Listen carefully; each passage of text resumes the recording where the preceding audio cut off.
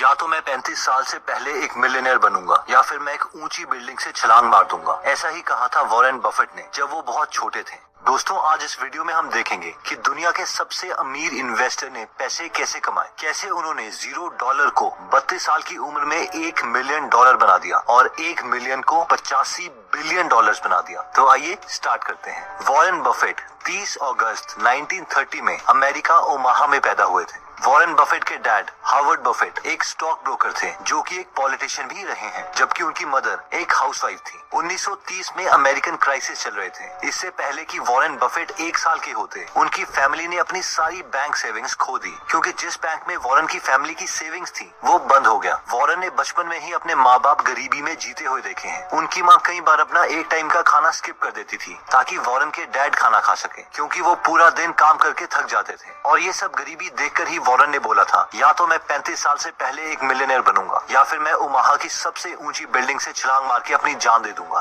बचपन से ही Warren maths और नंबर्स के साथ बहुत अच्छे थे। स्पेशली वो हर किसी चीज में पैटर्न ढूंढ लेते थे। फॉर एग्जाम्पल, वो बचपन में अपने घर के सामने सारी गाड़ियों के नंबर्स देखते और रात को उन्हें एक कागज में लिखते रहते और ये देखते कि कौन सी कार सबसे ज्यादा बार उनके घर के सामने से गुजरती है। एक बार वॉरेन ने देखा कि एक आदमी उनके घर के सामने लगी मशीन से कोल्ड ड्रिंक ले रहा है और उस मशीन में कोल्ड ड्रिंक्स के ढक्कन पड़े हैं। वॉरेन बफेट ने हफ्तों तक हर रोज वो सारे ढक्कन उठाए और देखा कि लोग सबसे ज्यादा कौन सी कोल्ड ड्रिंक पीते हैं। ढक्कनों को काउंट करने के बाद उन्हें पता चला कि लोग कोका कोला ज्यादा प्रेफर करते हैं। और बहुत सालों के बाद अपने इन्वेस्टिंग करियर में इसी नॉलेज की वजह से उन्होंने कोका कोला के काफी शेयर्स भी खरीद लिए थे। जब वॉरेन बफेट 10 साल के थे और बेंसन लाइब्रेरी में बुक्स पढ़ रहे थे तो उन्हें एक बुक दिखाई दी जिसका टाइटल था 1000 तरीके $1000 कमाने के। उस बुक में पैसे कमाने के काफी आइडियाज दिए थे, लेकिन उनमें से एक आइडिया वॉरेन को बहुत पसंद आ गया और वो आइडिया था कि आप वेइंग मशीन लगा के भी $1000 कमा सकते हैं। आइडिया ये था कि एक मशीन को लगा के उससे जितने पैसे आएंगे उससे दूसरी मशीन खरीद ली जाए और हर बार प्रॉफिट को खर्च करने के बजाय री इन्वेस्ट किया जाए। ये देखते ही वो 7 साल का बच्चा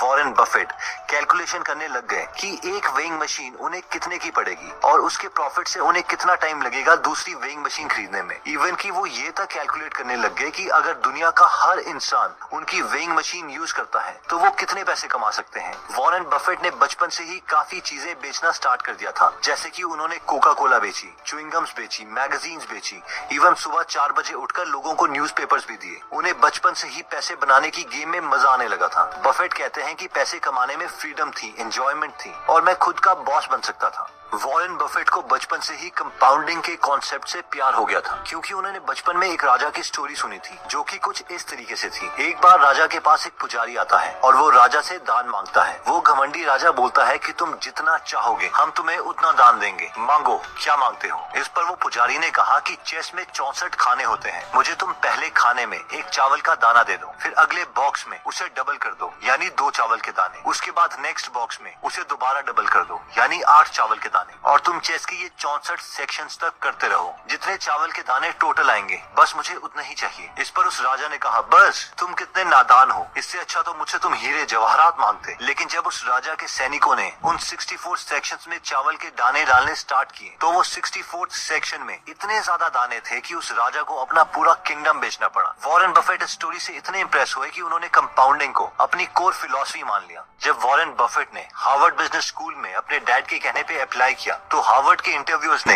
वॉरेन बफेट का शिकागो में 10 मिनट के लिए इंटरव्यू लिया और उनसे कहा, भूल जाओ तुम्हारी हार्वर्ड में एडमिशन नहीं हो सकती। और वॉरेन बहुत दुखी हो गए कि अब मैं अपने डैड को क्या बोलूंगा। लेकिन अब वॉरेन बफेट बोलते हैं कि शायद ये मेरे साथ सबसे बेस्ट चीज हुई थी, क्योंकि कुछ साल पहले उन्होंने एक बुक पढ़ी थी जिसका नाम था द इंटेलिजेंट इन्वेस्टर और security analysis bye Benjamin Graham, जिससे वॉरेन बफेट बहुत ज्यादा इंप्रेस हुए थे। हार्वर्ड की रिजेक्शन के बाद वॉरेन ने कोलंबिया यूनिवर्सिटी के प्रोस्पेक्टस में देखा कि बेंजामिन ग्राहम वहाँ पढ़ा रहे हैं और उन्होंने उन्हें एक लेटर लिखा, डियर प्रोफेसर, मुझे अभी तक लगता था कि आप मर चुके हैं, क्योंकि जब अब मुझे पता चल चुका है कि आप जिंदा हैं और कोलंबिया यूनिवर्सिटी में पढ़ा रहे हो तो मैं इस यूनिवर्सिटी को ज्वाइन करना चाहता हूँ। और फॉर्चुनेटली उन्हें कोलंबिया यूनिवर्सिटी में एडमिशन मिल गई।